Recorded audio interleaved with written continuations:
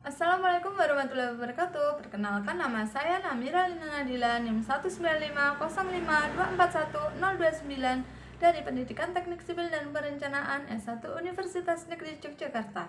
Di sini saya akan membahas tentang penelitian dan opsi dari permasalahan.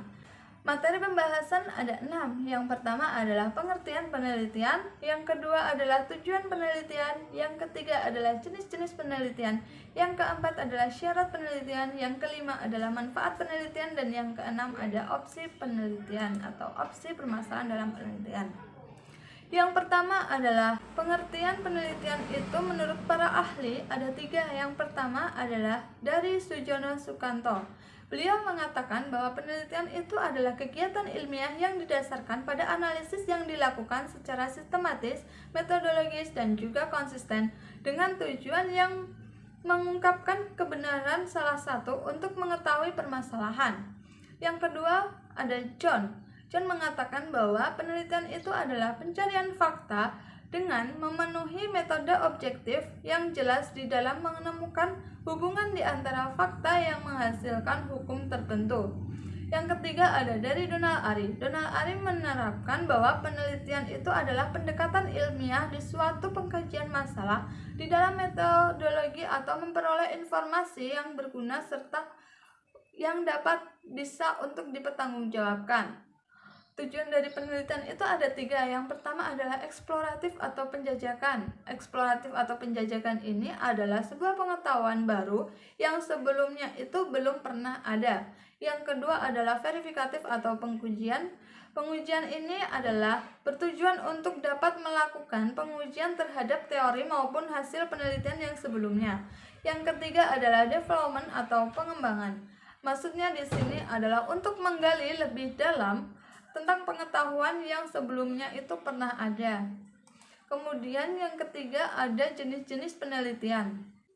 Jenis-jenis penelitian itu ada 8. Yang pertama ada deskriptif, yang kedua ada fundamental atau murni, yang ketiga ada terapan, yang keempat ada konseptual, yang kelima ada empiris, yang keenam ada analisis, yang ketujuh ada kuantitatif, dan yang kedelapan ada kualitatif.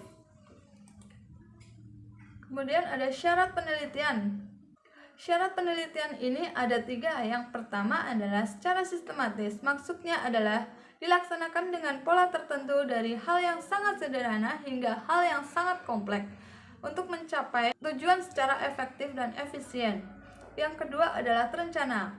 Dilaksanakan karena dapat suatu unsur kesengajaan atau sebelumnya sudah terkonsep mengenai langkah-langkah dari pelaksanaan. Yang ketiga adalah mengikuti konsep ilmiah.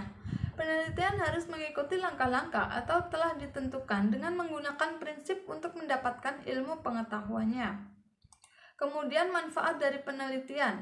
Manfaat dari penelitian itu sendiri terdapat 3. Yang pertama adalah untuk mengetahui arti penting penelitian. Yang kedua untuk menilai hasil-hasil dari penelitian.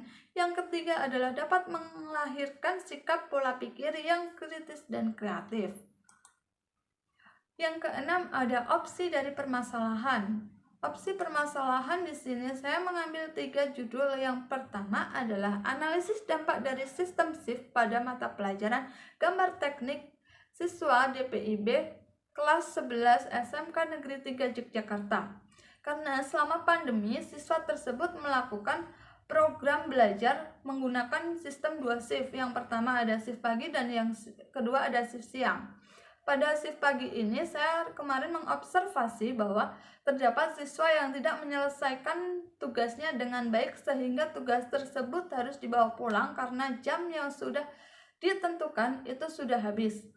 Kemudian siswa juga mengeluhkan untuk proses pembelajaran selama pandemi ini sangat sulit sehingga membuat materi-materi yang sebelumnya sudah selesai menjadi tidak selesai. Yang kedua adalah implementasi keselamatan dan kesehatan kerja atau KAL3 pada praktik kerja kayu siswa SMK Negeri 3 Yogyakarta program keahlian DPIB pada kelas 12.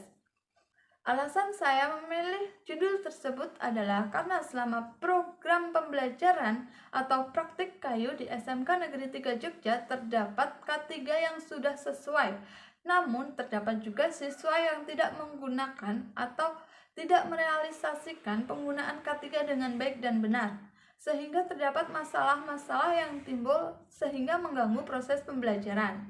Yang ketiga adalah analisis tingkat kesulitan siswa pada pembelajaran AutoCAD melalui pembelajaran online kelas 11 program keahlian DPIB di SMK Negeri 3 Yogyakarta. Saya mengambil judul tersebut karena pada kelas 11 ini, siswa baru diajarkan untuk proses pembelajaran AutoCAD atau menggambar menggunakan aplikasi. Nah, di sini siswa mengalami kesulitan-kesulitan yang berbeda, sehingga saya melakukan analisis pada tingkat kesulitan siswa tersebut dan mengajukan judul tersebut. Demikian hasil yang dapat saya presentasikan. Kurang lebihnya saya mohon maaf. Wassalamualaikum warahmatullahi wabarakatuh.